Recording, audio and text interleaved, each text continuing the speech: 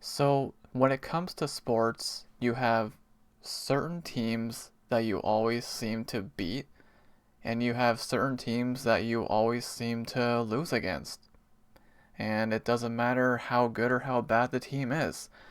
The Los Angeles Kings are one of those teams that the Sens just cannot beat.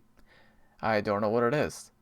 The Kings have been struggling at home big time, and truthfully, I did not feel good going into this game because I know that the Sens have struggled against this team in the past, including this season, and tonight was no different. So, Monday, November 24th, the Sens played their 22nd game of the season against the Los Angeles Kings. It was 9 o'clock p.m. Eastern Start Time, and yes, I am recording this the night of, so I figured, yeah, it's not too late. I can still record it. So this was the third game of a 7-game road trip. It's their final game in California. And man, oh man, I was really hoping for that California sweep, which they have not done since 2015. Or it was the 2014-2015 season. So that would have been nice, but it did not happen. So thank the Lord. This is the second and final meeting of the season between these two teams because, well, the Sens have scored one goal in 2 games against the Kings this season. So, yeah, safe to say I am done seeing them for this year. And there is a stat I'll read off later, which that'll prove my point more as to why I don't want to see the Sens play the Kings anymore this season. So the last meeting was a 1-0 snooze fest between these two teams, and kind of looked that way again through the first 2 periods, and the goals started to come up in the third period. But it wasn't as much of a snooze fest tonight, I would say. So it was Levi Meralainen in net for the Sens. He made a lot of big saves tonight, and Darcy Kuemper in net for the Kings, and he also made a lot of big saves tonight. Both goalies were fantastic. So the Sens were 11-6-4 coming in, and the Kings were 10-6-6 coming into tonight, and 1-4-3 at home. So, yeah, tonight was their second home win, and yeah, just I don't like.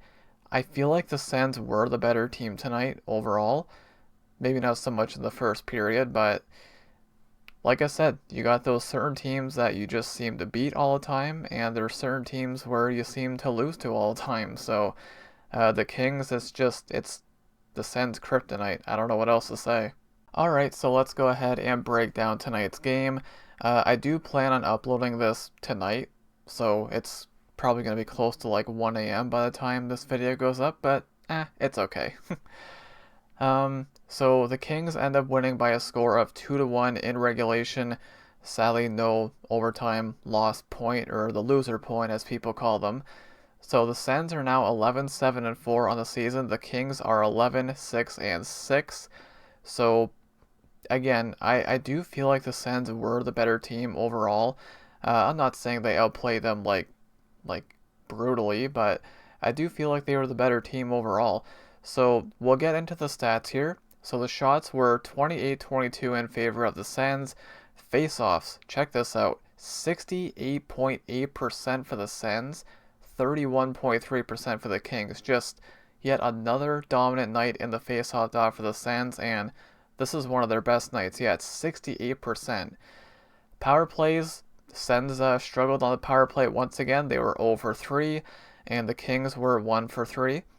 Penalty minutes were 6 minutes apiece. Hits were 22-14 in favor of the Sens. Block shots 14-8 in favor of the Sens. Giveaways 12 each. Takeaways were 4-2 in favor of the Sens. And the next meeting is not this year, thankfully, because I'm just, yeah, again, I don't know what it is. Like the Kings, even though they've been struggling mightily at home, that it didn't matter tonight. And again, it's just one of those teams that the Sens cannot beat. So I don't know. Like I can't be too disappointed about the effort or anything. It's just there are definitely some things that irked me about this game, which I'll get into as I go through my notes. But Yeah, it's I really wanted to see this California sweep for the first time in a decade, but we don't get it sadly, but at least it was close, right? So we'll go into my notes here. So it's a slow pace and there's a lot of whistles in the first 2 minutes. So right away it kind of feels like, yep, here we go again. It's going to be another snooze fest, which kind of was in the first two periods a little bit.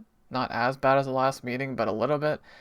So Byfield would take a tripping penalty. The Sens would get two shots on that power play, but they would not score. Of course, they did not score on the power play tonight. Kempe has a great chance on a rebound. That was a big save by Merrilainen there. The shots are 8 to 6 for Ottawa halfway through the period, so there's chances and there's some big saves by both goalies. Um, Both teams are shooting like 8-6. We're on pace for a pretty high shooting game. It didn't really end up being that way, but um, yeah, both goalies made some big saves throughout the entire night. So there was a one-timer by Kempe that was stopped. That was a big save again by Merrilainen. And then Pinto had a wrister from the slot that was stopped by Kemper. Big stop by him there. Now here, the puck got deflected onto the LA bench and it hits Perry in the face. Um, that was a little bit scary. He would end up staying in the game. He would end up being okay, but that was a scary incident there. But thankfully, nothing serious came out of that.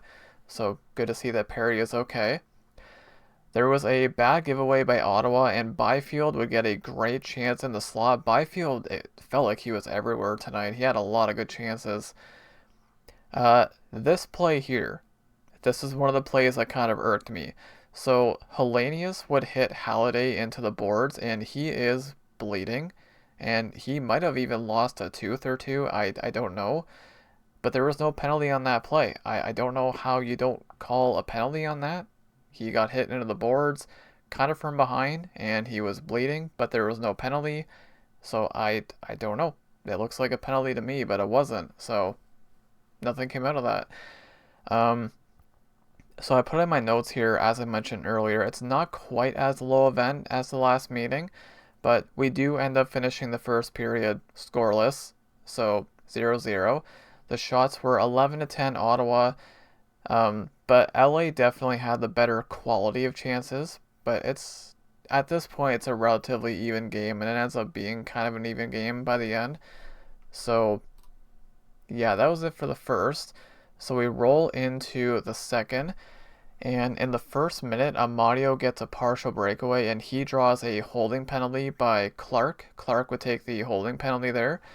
There were no shots on this power play, and I didn't even see an attempted shot. It was bad. Like it's one of the weirdest things in hockey, man. I don't know. You got a power play, you have one more skater on the ice than the other team does, and they don't shoot. I don't know if it's like overthinking, looking for the perfect play, whatever it is. Man, that drives me nuts though. Just shoot on the power play. You're not gonna score if you don't shoot. But yeah, I didn't see an attempted shot on that power play. So there was a missed pass at the blue line by Clevin, and this would lead to a partial 2-on-1 for the Kings. They don't get a great chance out of it, but they draw a penalty out of this. So Kings would go back to the power play. So Byfield would have a one-timer. That was a nice pad save by Merrilainen.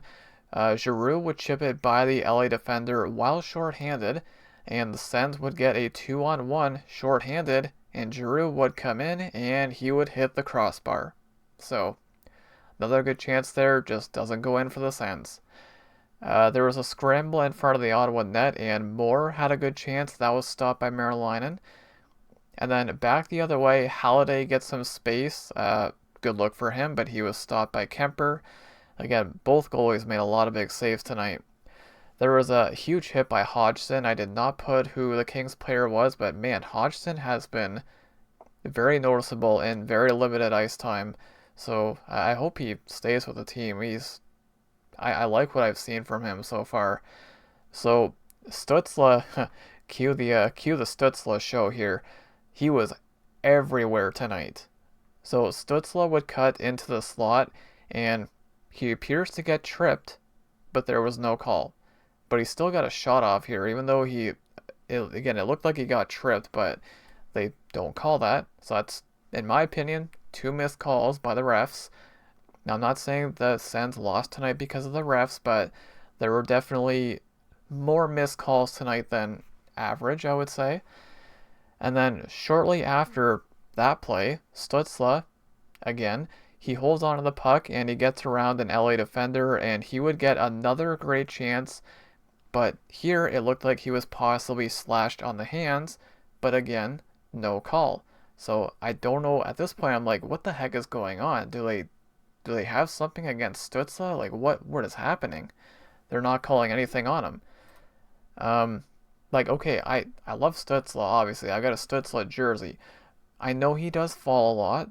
I know, but these look like penalties. The slashing one, yeah, maybe you can let that one go.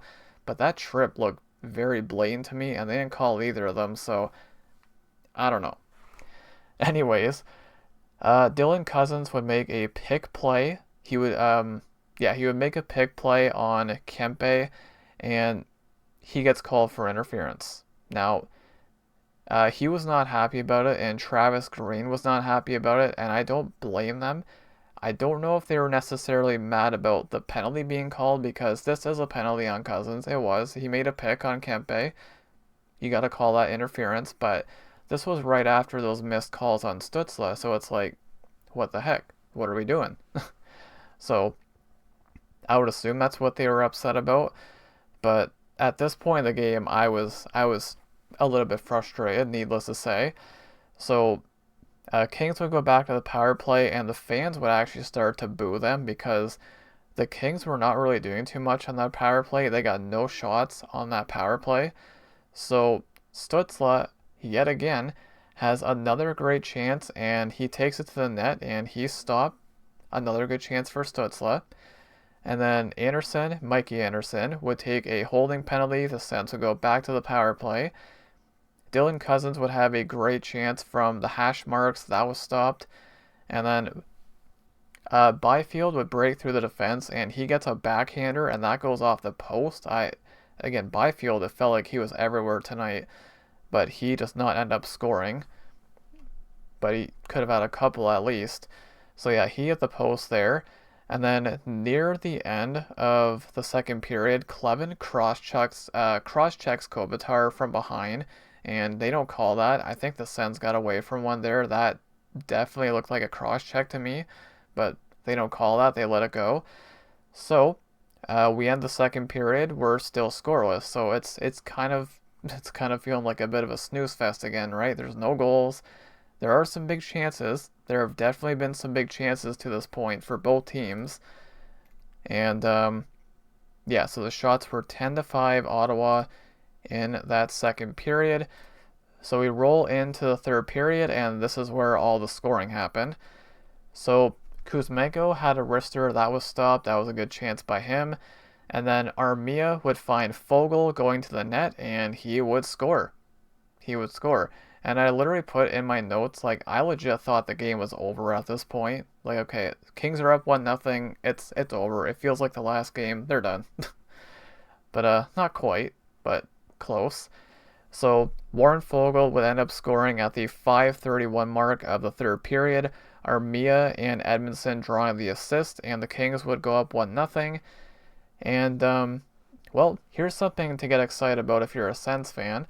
So about 5 minutes after that, Matt and Paula would get a shot that was stopped, and guess who scores on the rebound? Fabian Zetterlund. So Zetterlund scoring in back-to-back games after having one goal through the first 20 whatever games. Now he's got goals in back-to-back games, so there's some good news if you're a Sens fan.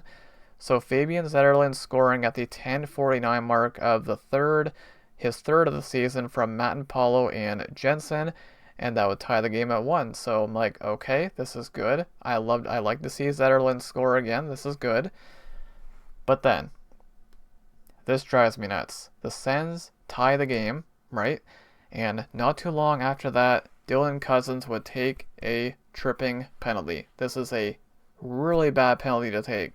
And sometimes you can just feel when one of these penalties is going to end up in the back of your net. This one, I could feel it. I could definitely feel it. This is a terrible penalty to take by Cousins. So, the Kings will go back to the power play, and you see what their power play was, right? So, yeah. Kopitar would have a one-timer that was stopped. Then there was another one-timer from the point by Clark, and this was a bit of a fluky one. Bit of a knuckle shot. It would deflect off of Zub, and it goes in. It goes in. It's a little bit of a fluky goal, but it's just that bad penalty by Cousins, man. I knew it. I could feel it. I knew it. And this was very late in the power play, too. There was like 2 seconds left on this power play, but it does end up being a power play goal. So Brandt Clark would end up getting credit for it at the 13:50 mark of the third, and Edmondson and Perry drawing the assist there, so it's a couple of assists for Edmondson. And that, of course, ends up being your final goal there, the 2-1 final. But yeah, Moore would have a chance. He rushes to the net, but that was a great defensive play by Sanderson there to stop any shot without taking a penalty. Sanderson had a pretty good night tonight. And then there was, not too long after this, there was a possible too many men penalty by LA. That gets missed. So again, like I said earlier, it's like it feels like there were more missed calls tonight than average. I counted at least probably 3. I would say 4 actually, because you got the too many men here. There were the 2 plays on Stützle, and then there was the hit on Halliday. Like, that's 4. So again, I'm not going to sit here and say the Sens lost because of the refs. No. I mean, they were 0 for 3 on the power play, right? They don't want to shoot a lot of the time on the power play, so... But again, it is noteworthy that they did seem to miss more than they usually do tonight. But I never like to get too hard on the refs unless it's like, blatant stuff. But anyways, so the Sens would pull Merilainen, and Anderson would go for the empty netter from his own end, and he would miss it. This ends up being icing. But yeah, nothing really led to that. There was an attempted clear by LA. I didn't put down who the player was. It would get knocked down by Pinto, and then Stützle again would have another great chance, but that was stopped. So Stützle had like at least 4 really good chances to score tonight, and nothing went in for him. So yeah, there were no other chances that came after that play, and that was pretty much it. So the shots end up being 8-7. I think they actually changed that. Yeah, the shots were actually 7-7 in the third period. So, and here's that stat I wanted to read off. This is why I'm happy we're not going to see the Kings again until next season. The Kings are 9-0-3 in their last 12 against the Sens. Yeah. You can see why I'm happy that we're not going to see them again until next season. This team is their kryptonite, apparently. So, and again, they only scored 1 goal in 2 games this season. So, that's it for the Kings. We don't have to see them again, thankfully. But, you know what? I said it during the review the last time they played each other, and I respect the style they play. I do. Like, okay, yeah, it's boring hockey. I know a lot of people are going to say it's boring hockey, but if it wins you games, that's what matters, right? Just, I give props to them. Truly, I do. So, we'll go ahead and run through the 3 stars. So, first star of the game is Brandt Clark. He does have a goal. I believe he got the game winner. And then Kemper was a second star, a .964 save percentage. He had a phenomenal night. And then Fogle is the third star, also with a goal. So yeah, just again, I do feel like the Sens had the better play overall, but again, there's just those teams that you can't seem to beat, and the Kings are one of them. So we'll go through the box score. We'll go through the stats. So the only point for the forwards was Zetterlund with the goal. And then the assist on that goal came to Jensen and Matt and Paulo. plus minus, Matt and Paulo was +1, Clevin was -1. And then for the forwards, we've got Zetterlund and Hodgson +1. And then we got Batherson and Halliday -1. Everyone else was even. Time on ice leader, probably Stützle. Yeah, I would imagine. 22:48, leading the forwards in ice time. And then leading defenseman in ice time, Sanderson by a mile, 25:56, not surprising. And for shots, Spence had the most shots. He's playing against his former team again, of course. So Spence led the defense in shots with 3. And then shots for forwards. We have Stützle, Batherson, and Amadio with 4 shots each. That was the most. And then blocks for forwards, Zetterlund had 1, Amadio had 1. And then blocks for the defensemen, wow, 3 defensemen had 3 block shots. So that's Zub, Jensen, and Clevin. They all had 3. And then for hits, leading the defense was Zub with 2. And then leading forwards in hits was Stützle with 3. So we look at Marilana's numbers, and he played well. He stops 20 out of 22 for a .909 save percentage, and he made some big ones. Again, both goalies made some really big saves tonight. So yeah, that's pretty much it. So again, it's frustrating. Obviously, like, just, you know, again, I'm thankful that we do not see these guys again this season, because they scored once in 2 games. But again, I applaud the Kings for the style they play, and I know this was only their second home win. They've been phenomenal on the road. They've been lights out on the road. So if they can start playing the same way at home, look out for this team. You never know. They could be dangerous. So yeah, we'll go ahead and preview. Well, before I do that, let me go ahead and read off where the Sens are. So the Sens are still 3rd in the Atlantic Division. They are now 11-7-4, and they dropped to 5-4-2 on the road, but they're still doing well. Oh, there is one more fun stat here I want to say. So they're 5-2-3 in their last 10. I want to make sure I mention this. So in the month of November, the Sens have 2 regulation losses, and guess who they're against? The Kings. Both against the Kings. So, hey, if the Sens don't play the Kings, then they're going to be fine. That's just crazy. But yeah, it's like going back, their last regulation loss against a team that was not the Kings was when they got smoked by Chicago, which was last month.